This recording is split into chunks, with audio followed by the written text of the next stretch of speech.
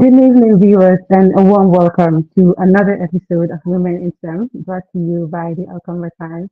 I'm your host, Alkante, and on this show, we highlight Gambian women and girls who are shaping the future through science, technology, engineering, and mathematics.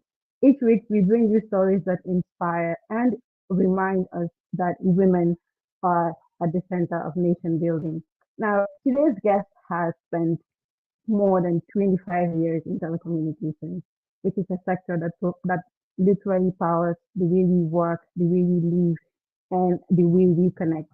She is currently the acting director of outside plants at Gamtel, and her story is one of leadership, resilience, and impact. Join me in welcoming Ami Kanjama to the stage. Auntie Ami, thank you very much and welcome to Women. Thank you, Awa, and thank you for hosting me. You're welcome. Today we are talking about women at the heart of telecommunications. But before we start, you've built an incredible career with over 25 years of experience, in telecommunications. So before we dive in, I want you to take us through your educational journey and how it led you to your current role at Jamtel. Thank you, Awa, and thank you to the Alkamba Times Facebook Live viewers. My name is Amikan Jame. I attended Tanje Primary School. I'm a native of Tanje, of course. So I attended Tanje Primary School, and from there I sat my National Common Entrance exam, and that took me to Muslim High School, Gambia Muslim High School, in 1988. So I attended Muslim High School for 5 years. And in my third year in Muslim, I studied science, pure science. So from there, I went to GTTI, spent 3 years there doing electronics. And after that, I started working as a service technician for National Printing, but I spent only 6 years there, and then I went to another private company. I spent 1 year there before working for Gamtel. So after I've worked for Gamtel for about maybe 7 years, I enrolled into the telecommunications diploma, and I did that for 2 years. So when I finished that also, I continued my work in Gamtel, and I rose through the ranks. In 2017, I also did another program called OND in Electrical Electronics at the GTTI. It was a 2 years program, but due to COVID, it went through, but we completed, I think, in 2021. But during that time also, I enrolled in the university in 2020. So I started my program there, BSc in telecommunications, which I finished in 2024. So you see that whilst I was doing my OND program, at my final year, I also enrolled in the university. And it was a big of a challenge, but I was able to overcome it. So this is my educational journey, and this is what has led me to work for Gamtel. Since I studied electronics, and Gamtel is a telecommunication company, and electronics is the basic core of telecommunication. So I got a job there. But although I didn't have a job in the transmission, I was in the planning department. And from the planning department, I spent I think 12 years there. Then I was transferred to the outside plant department, where I am the director currently. Quite inspiring, Auntie Ami. I remember when I was in, UTG, you and I were in the same bus at some point. during my first and second semesters, and I can say it was for me it was very inspiring personally seeing you very old amongst all of these children literally to you. Sharing a class with people that might even be, your children or even your grandchildren, I think I would say. For me, it was very inspiring. You're one of the people that I really look up to. And I am sure that other girls or other young women watching you today are inspired by your story. And, your journey really proves that women have so much to contribute to shaping the future of STEM in the Gambia. Yeah. Thank you for sharing that background Thank with us.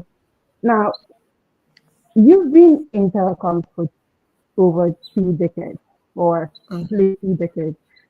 What has kept you motivated to stay and grow in this field? What was my motivation, you said?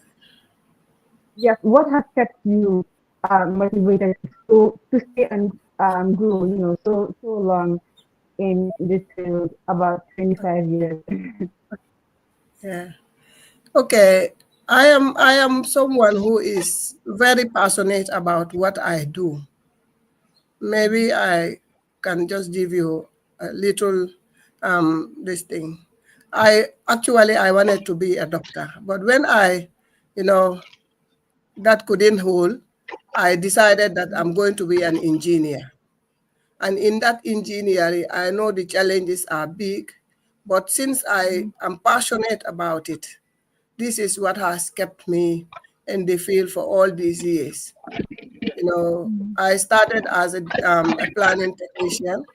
So I used to walk around almost the Gambia for, almost everywhere where there was need to expand the Gamtel network to. I have walked on foot most of the time. I used to carry my topometer, and walk around, design the network. Then when I go back, I will evaluate it, give it to the draftsman to draw the plan properly. And then I'll do the evaluation, then it will be costed. And during the implementation, I will also be fully involved. So I am passionate about what I do, not because there is a lot of money but because you are contributing to the development of your country. And I think that is very important. As a citizen, whatever you do, you look at how best you can contribute your little quota to the development of your country. And I've seen that, my role as a telecoms engineer was the only way I could contribute. So all this while I've been in planning until I left there and I come to the OSP. If you know the OSP, you will know that our functions are, you know, install lines and maintain them. So whenever customers call me that I mean my line has a problem, and I either go with my team or I will send now. I don't go to the field, but I'll ask the technicians, customer so has a problem. Can you help fix the line? And once they fix it and the customer will call back, some will pray for you, those kind of things are very fulfilling because you've seen somebody who has a problem and you were able to solve his problem, without, putting him through any hardship. Although we have challenges sometimes, but to the best of our ability, this is what we do. So you will see that these are things that that can motivate you. And I'm one person that is motivated by these kind of things. Whenever we solve a problem and somebody comes back, I mean, sumalayan bibana, jerejef, yalna yala fela, so many things. It's like you have given me $1 million or more. So this is why I've been in the field for all this while. Indeed, I think that is quite refreshing to hear. Hearing that, what you do is about helping people and the fulfillment that actually comes with that. So I am very sure that a lot of people watching you today are quite moved by that and will even relate to it. And if you're a young person out there watching Auntie Amy today, do things because of the fulfillment that comes with it, not because of money or because of maybe fame or anything else. But just like Auntie Amy, it's about helping people and the gratitude, all of that. Like it gives you that sense of fulfillment that definitely cannot be bought with money at all. Now, looking back, Auntie Amy, what would you say is your proudest moment so far in this journey? In the field of telecoms, I think my proudest moments would be, walking through and then seeing people who are inspired by you. I would say not even before I start as a telecoms engineer. When I was just a service technician working for that, private company, I used to go to many offices, American Embassy, UNICEF, you name them. I used to go to many, many offices to service there. And I used to see when I go the way people look at me, because in those days to see a woman doing engineering was very scarce, especially, photocopiers and, and fax machine and all that servicing was not a common thing. So when I used to go to areas, people would even take photographs of me. I remember there was this lady who was at UNICEF. Anytime she sees me, she will be very happy. I'll show my daughters that, these are women who are doing stuff that people thought is men's job. So these are Exactly. things that, make me very proud. Of recent, you will see that, with women in STEM, you are seeing people are coming to you, for you to mentor them. You are inspiring them. So those kind of things will actually make you very proud, and those are moments that are very dear to your heart, because you will see that what I am doing, you may feel this is a small thing, but people actually look at it as a big thing. So those are Mhm. moments that I'm very proud of. Another thing would be, I remember the time of COVID, when everybody was asked to sit at home. We were asked to go and fix people's lives, because people cannot sit at home if they do not have internet. So those are moments you were part of the people in the front line, because you go out with whatever that can come up with it. You go out and fix people's problem and make sure they sit at home and enjoy their internet and know what is happening around. So I think they may be small, but they are they are very dear to our hearts. Yeah, those kind of moments we are very proud of them. Indeed. And I do not think for a second that they are even small. I think these are huge.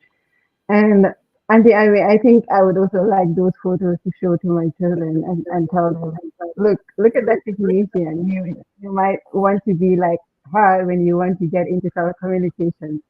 Yeah, You talked about the fact that telecommunications is very, it was very well male dominated.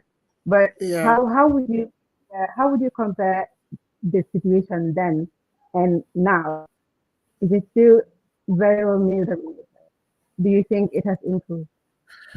Yeah, it has increased, but to a very, little percentage. I will take my department as an example. My department is about a little above 150 staff. But if I am not mistaken, we are either 9 or 10 women in the department. So which Mm. means, we are still struggling.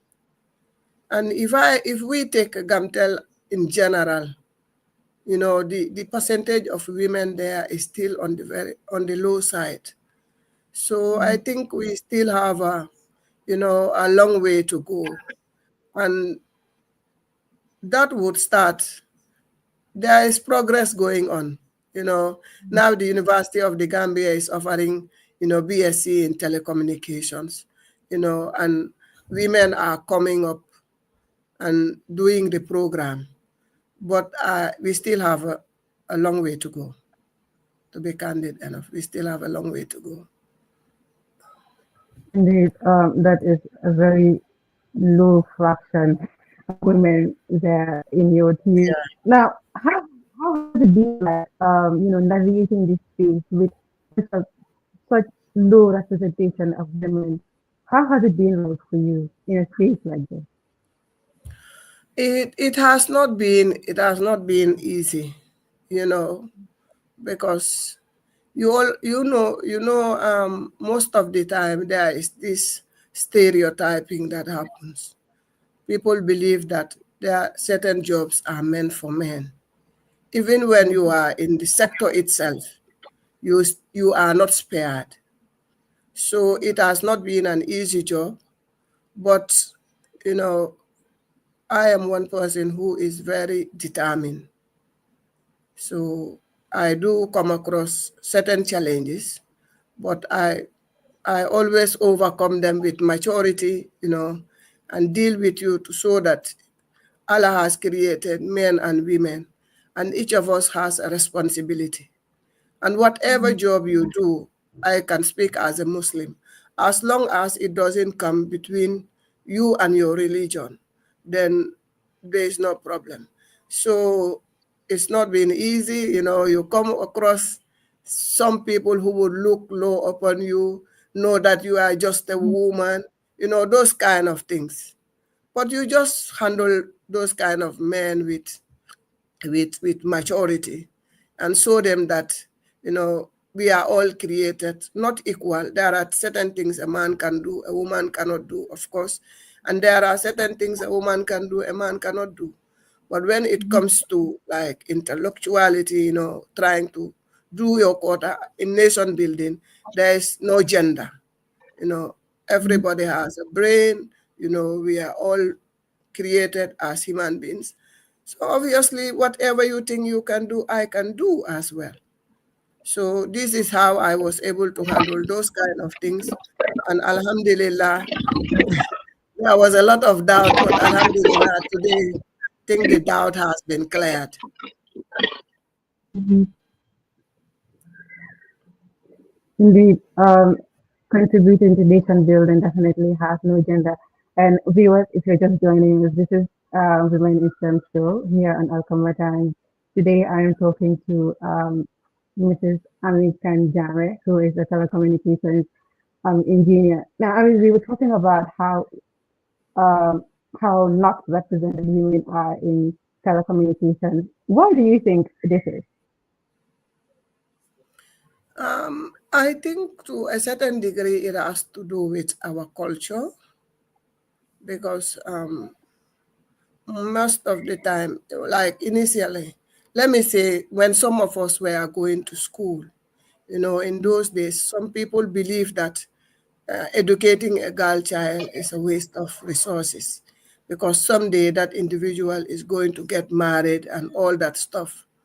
So that narrative is changing, but still now there are certain jobs that people will think, or many parents would think, is not meant for the girl child. So there is culture. Culture is part of it, and also the fact that many Gambians would rather do the easy thing. You understand? Even when we go to our schools, people would rather do the easy thing. They will say, maths dafa meti, physics dafa meti, chemistry dafa meti, man duma muna def you man bange them. So you understand that kind of thing. So that is a contributing factor. So unless we change that narrative, we are not going to go very far. All of us are created as human beings, like I said. We all have brains. When you put your energy to something, then the Almighty Allah will help you. But He's not gonna come down and say, do this or do that. But once you put all your heart in it, then He will help you. So the underrepresentation of women in STEM, with all fields of engineering, to me, one is culture, the other one is the normal attitude that we have of always looking for the easy way out. So those are some of them. Another thing could be the barrier could be also the fact that science is an expensive field. So most of the Mhm. time you want to go to the university, you may not have, your parents may not have the financial muscle to help you to Mhm. study. Because even if you go to the university, you will see that the engineering fields are more expensive at times than the other fields. I'm not sure of Mhm. law and others, but I know engineering is expensive. So that could also be a challenge. Another challenge could be the fact that, in the Gambia in general, we have most of the time we don't have very strong, backgrounds in education, like Mhm. let's say the rural area compared to the urban area. So that also can be a factor that contributes to people not being able to do science and also venture into the STEM field.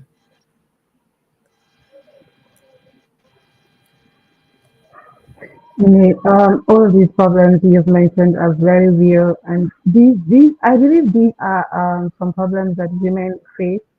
Like you said, the culture is one barrier, as well as the fact that fields like this. When you talk about medicine, you talk about engineering, especially, it's very expensive to fund. When maybe when you are a male, you might, alongside going to school, you might do go in for jobs, other jobs that women cannot really do. Yeah, Combining school with jobs. I see a lot of men in the university that actually go to school as well as work part yeah, time. So this might be very difficult for women especially. for women. So most of the times, what women do is rely on scholarships to get by some of these programs. Now, what do you think can be done collectively? We talk about the community, the government, the private sector, everybody. How do you think we can solve this problem of women not getting into fields like tech, telecommunications, and STEM in general? I think one would start with maybe sensitization. Like yesterday, we had a counseling program, Women in STEM, where we called parents, and students to tell them some of the fields that they can go to, and Mhm. uh, to get a, a training that will be very useful for you in the future. So I think sensitization is one of them. Also, the government, there should be some policy shift because sometimes you will see in some schools they will say if you don't have A1 in math, that you cannot do this. Even if you are Mhm. passionate about the STEM, sometimes your results are not very okay. You will not be allowed to do them. So I think there should be a kind of a policy shift where kids would be allowed to do what they want to do and what they will be comfortable to do. Understand? Mhm. Because when they are passionate about it, then they will put everything they have onto it. So I think on the side of government, I would say policy, and I will also say there should be more scholarships for women who want to go into the STEM field, especially Mhm. engineer.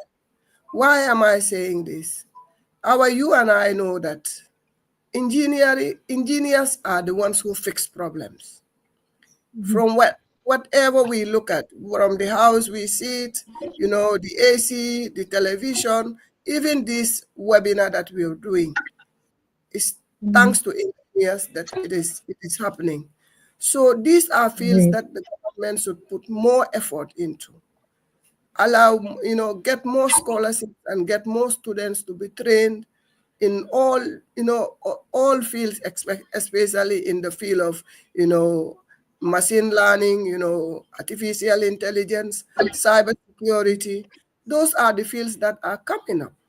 You know, if that happens, then you will see that the country is going to evolve and also even increase or maybe give a special allowance to STEM teachers and lecturers, for example, because that is going to motivate more people to go into the STEM career, and be very good teachers in physics and maths and all that. Those are some of the things that the government can do. At the Mhm. community level, I think people need to be more sensitized. Parents need Mhm. to encourage their girl child to venture into the STEM field. And they should not like tell them, no, you can only be a doctor, you cannot be an engineer, or you can only be a scientist, you cannot be this. Allow them to Mhm. go into the fields that they want to do and let them not limit them. Because sometimes you will see a student will tell you, I want to be a mechanical engineer, but my father say, no, I cannot be that. Or my mother say, no, because people believe that mechanical engineers are, wachara has one kind of thing. But you will see that, Mhm. in fact, you require intelligent people to be in the engineering field because you require to use your brain and be innovative.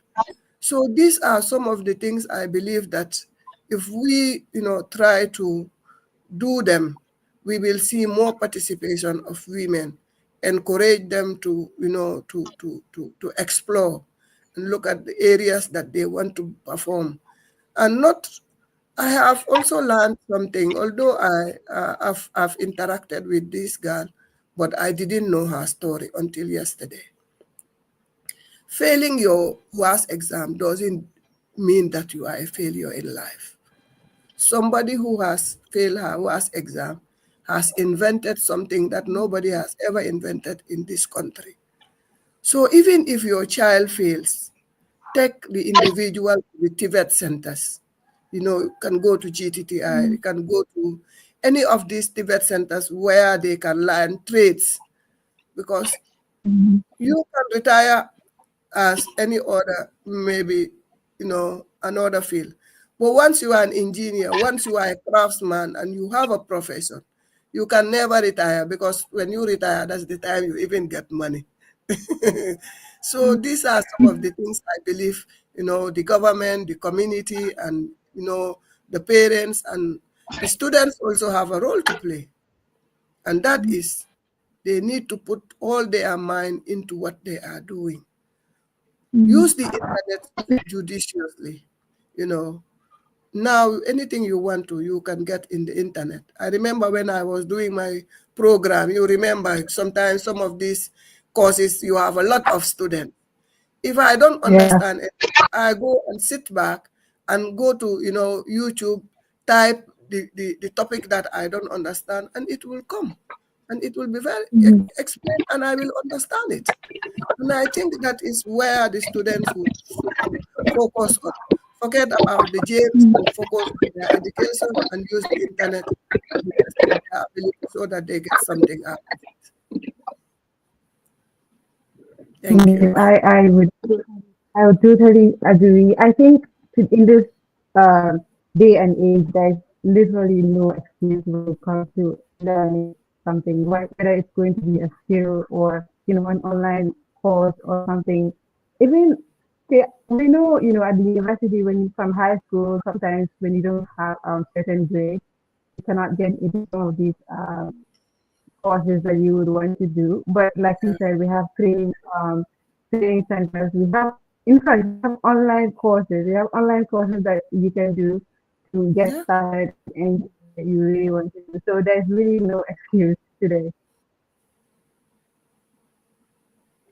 Now, but you mentioned something very interesting, which is you talked about the government creating some allowance for students in the STEM field, but someone else in the social sciences might argue that they also need, you know, some of these allowances for their program. Now, how are we going to deal with something like that? I- I- for me, like I am not kind of biased, but let me tell you something. Our you will Mhm. agree with me that some of the things that people are doing in other fields are being replaced by machines today. Mhm. What maybe 10 HR staff were doing, you know, human resource management systems are doing it, with maybe 5 or 6 staff. So this Mhm. is what I am talking about.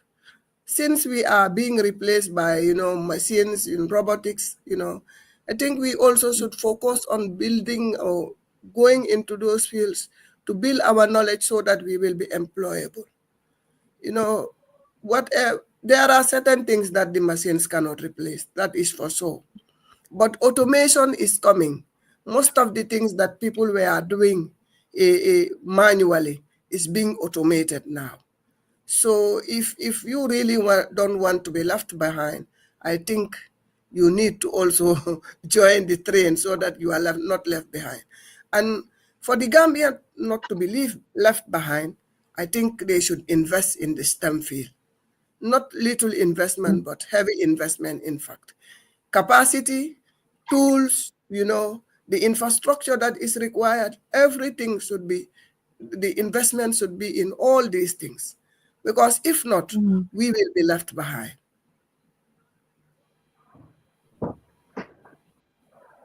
indeed, and I still hope and pray that we are not left behind. I think investing in STEM fields go a long way. They are investments that never we always yield in profit. Now, Angie, I mean, telecoms is the backbone of national development. But how do you see your work at Jamtel directly connecting to ordinary Gambians? Like when if you were to describe your work to an ordinary Gambian, say someone asks, how does your work affect me as an ordinary Gambian? What would you say? Okay. The definition of telecommunication is the transmission of, signal or information over a distance. That is the most basic, definition. So how Right. does my work, affect the ordinary Gambian? For example, you are in Morocco today, and your people are in the Gambia. The infrastructure that we lay, our backbone, and also the access network that we roll out. Maybe your house has an internet line, maybe a fiber to the home or an ADSL line. So you will see that I am having a great impact on your people because I am allowing you to be able to communicate with those people 24 hours a day, 7 days a week. Because if the Mm, infrastructure was not there, you being in another country, wanting to talk to your people, like you, I know you were very young in those days when people used to write letters and then they will post the letter and the letter may take 3 months before the person get it. Sometimes it get lost mm, on the way. And maybe when you reply, mm, it will take another month or two or more to get to your people. And maybe they have to, if they cannot read and write, they have to get someone to read and write. Today, you take the phone and say hello, and your mom will say hello, and you speak Wadinka or you speak Sarahule and you speak all that. That is oh thanks no, to you can do this. and telecommunication engineers. So I think we have a great impact on the people. You never know that until you see somebody's internet data. Some people now, if their internet is gone, it's like, they have not eaten for few days. That is how internet is to the people now. It's like this part of their their life system. So telecom engineers have a very great impact on people, including myself. Indeed, sometimes we forget that connectivity is it's not just about browsing social media. It has such education, it has such healthcare, and even Exactly. when we talk about economic growth, it literally touches every Gambian household. And then we thank you very much for what you do. Now, what are some of the biggest challenges that you think the Gambia faces in terms of connectivity today? I missed that one. I said, what are some of the biggest challenges that you think the Gambia faces when it comes to connectivity today? Yeah, some of the challenges that we face today is the penetration rate is very slow. Why is that? Mm, That is because telecommunication infrastructure is capital intensive. So if you do not have the required capital, it will be very difficult for you to reach the last mile. And that is where the customers are. So the challenge we have is the penetration, and that is because of, financial constraint. But apart from that, the customer base is there, part of the infrastructure is available, but the last mile is the challenge that Gambia has. I know mobile penetration is very high in the Gambia. It is very high, but you will agree with me that mobile data sometimes is very costly for the ordinary Gambian. So fixed broadband, if it penetrated the country very well, it would have been very, very, very good. So the fixed broadband is the challenge that we have. Alhamdulillah, Gamtel is working on something, and I think by the time, when we kickstart that project, there will be a lot of difference, in terms of our connectivity. And unfortunately, that's the reality we feel today as ordinary Ghanaians. But I think it's important for people to actually hear from someone like you who is on the inside, because it kind of helps us to understand the bigger picture and not just the frustration. But do you think you can talk to us about this project that you discussed about? I beg your Do you think pardon? you can do you think you can tell us more about the project you just mentioned that don't know Oh, about? oh, yeah, it's a kind of a modernization project that we want to do, modernize our backbone and expand the network to each and every corner of the country. That is the project. I may not be able to go into details, but basically this is what we intend to do, and we are working day and night to make sure that that project comes into fruition. Because you know that Gamtel is owned by the Gambians. Whatever we are doing it on behalf of the Gambians. So this is why we thought it wise, to look at our infrastructure and how best we can get all the corners of this country connected. Thank you for that, Auntie Abby. Now, this is going to take me to, the current internet. I know it might be a little bit controversial, but do you think Gumtel plays a role in the current internet happening in the Gambia? The internet diet high, etc. I didn't quite get that. You say you think Gamtel did what? I am saying, where is Gambia in all of the current internet crisis happening in the Gambia? Like when you look at, sorry, the current internet highs, everything that is hard that we've been hearing. Where do you think Gamtel comes in into all of this? Okay, let me tell you one thing. Gamtel is the mother of all operators in this country. Okay. Every operator you see here, your traffic is backhauled by Gamtel, from your cell sites to up to the gateway to the internet. It's all backhauled by Gamtel. But like I was telling you, telecommunication is not an easy thing. You have operational cost which is very high. You have infrastructure. Almost every part of the country, you are connected to the grid. You need to pay electricity. You need to do a whole lot of things.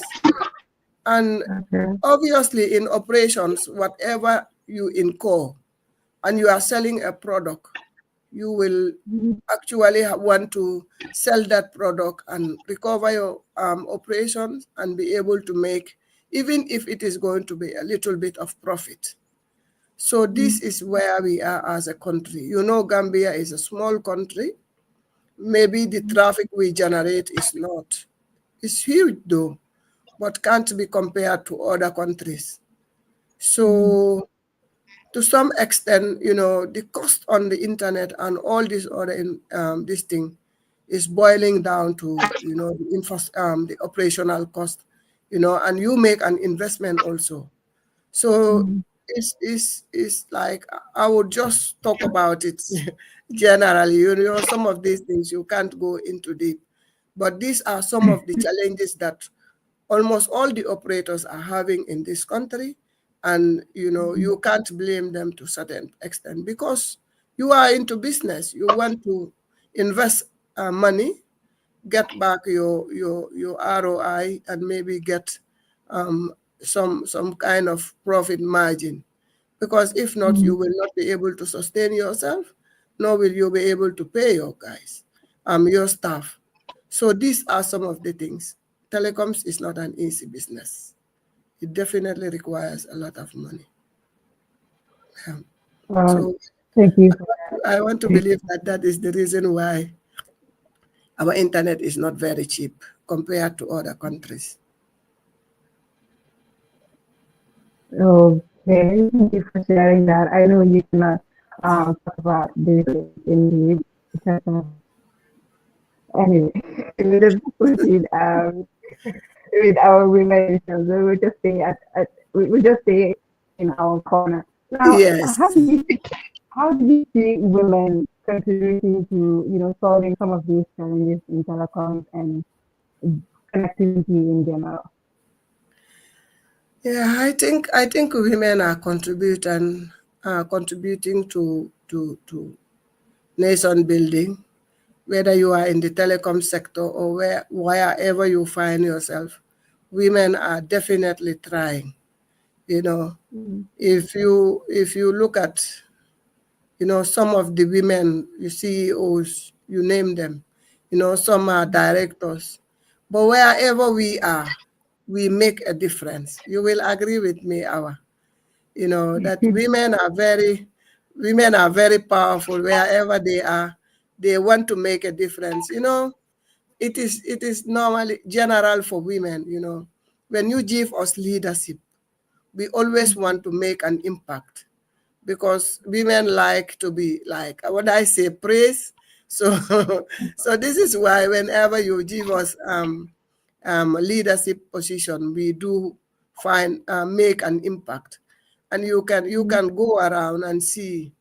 I don't want to name names, maybe because I didn't take permission from them to name them, to cite them, but I know there are great women out there who are doing lot of good stuff. We are mothers also. We are wives, but we are mothers. So that is what we take along when we go to any position. We bring our motherly Mhm. instinct and then, try to impact on the lives of the people or the job that we are assigned to do.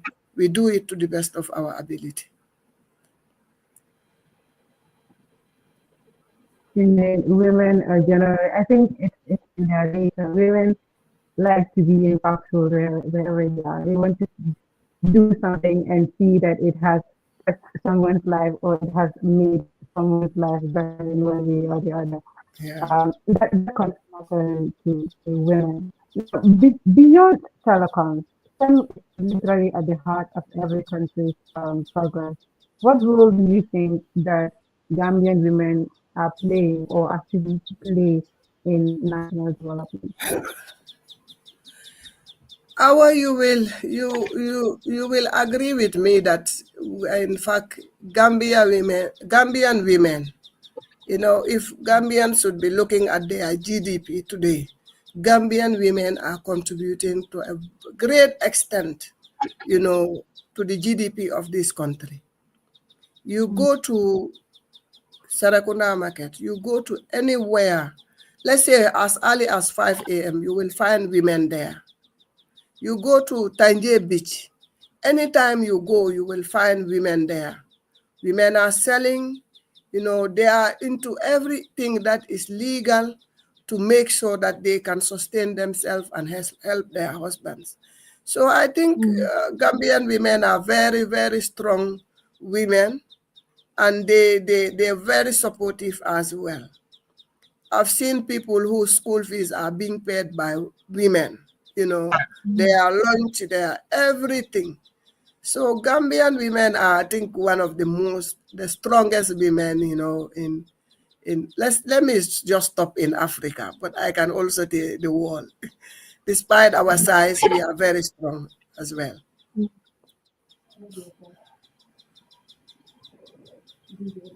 Indeed, I think women are in every sector in the Gambia, not just engineering and not even just STEM. Now, Andy, I mean, what is the biggest lesson that you've learned from your 25 plus years career in STEM?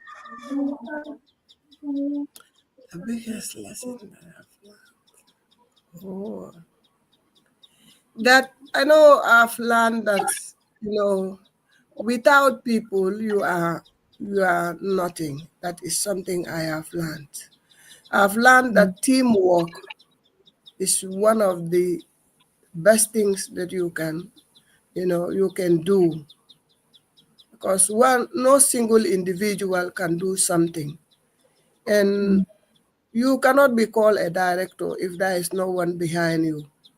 So I've learned that teamwork definitely is good.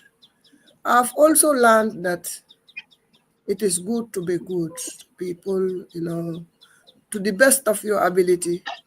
Um, Help people if you can.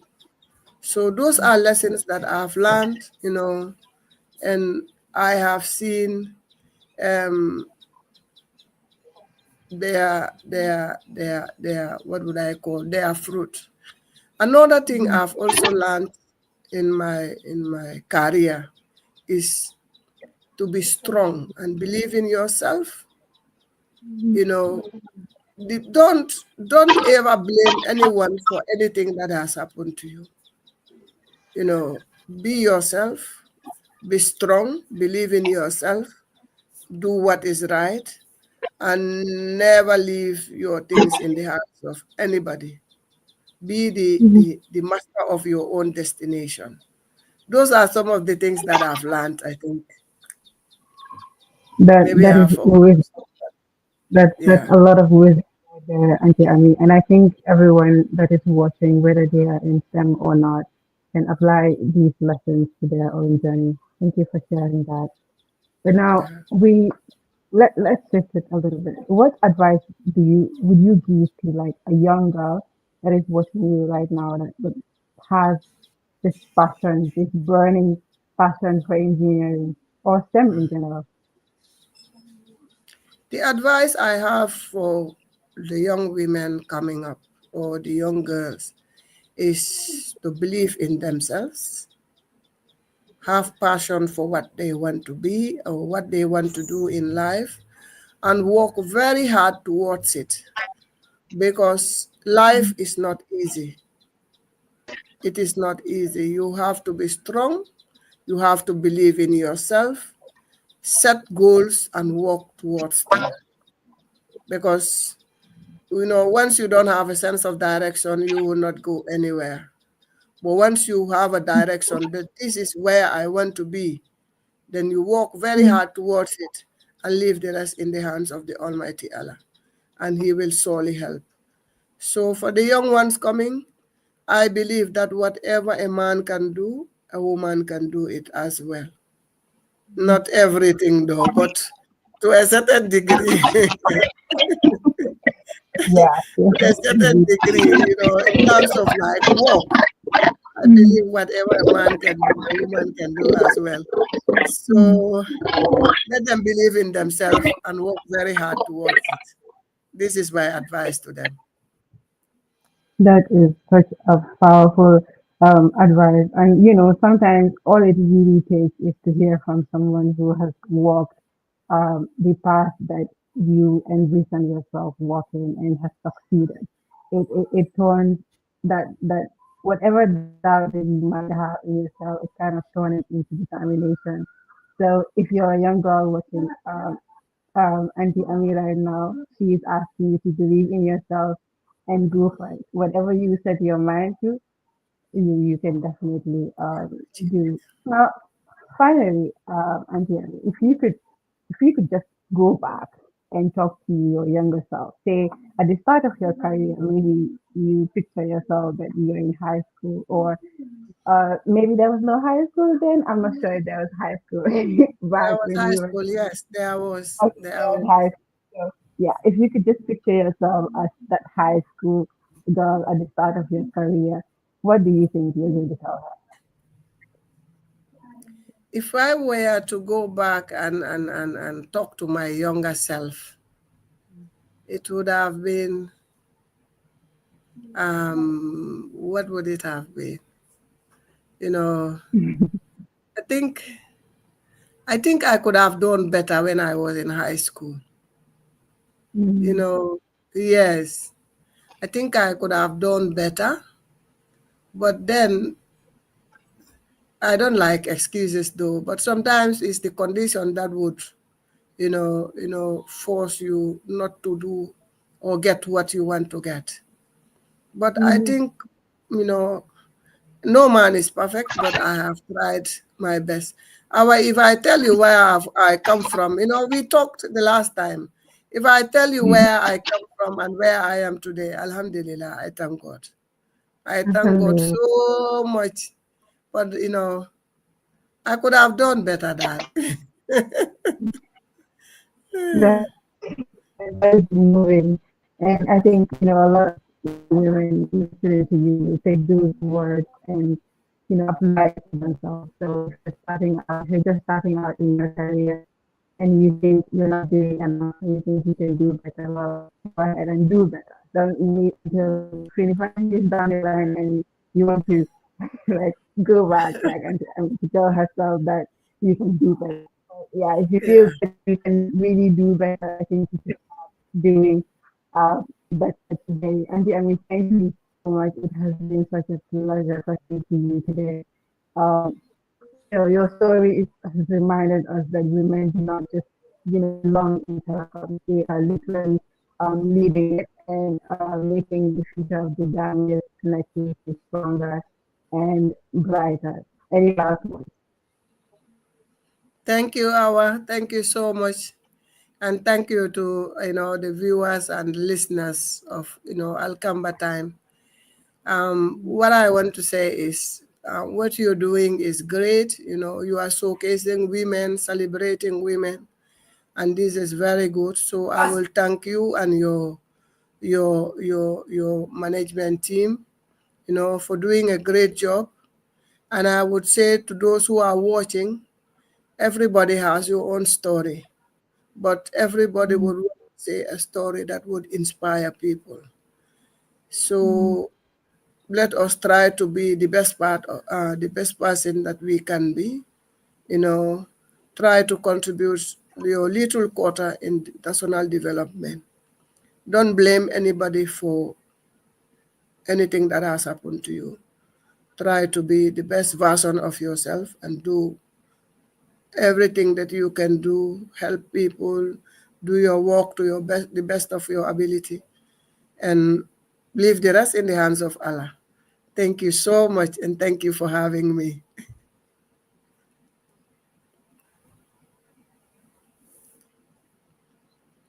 Thank you, Awa.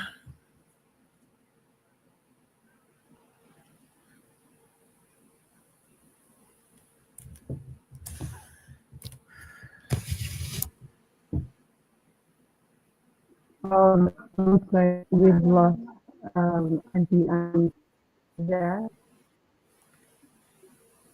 Thank you, and bye. Oh, I thought I lost you there for a second. Uh, thank you very much, Auntie Annie, and have a Alright. good evening. Okay, you too. Viewers, that was Annie and Janet today with us here in our Summertime Women in STEM show.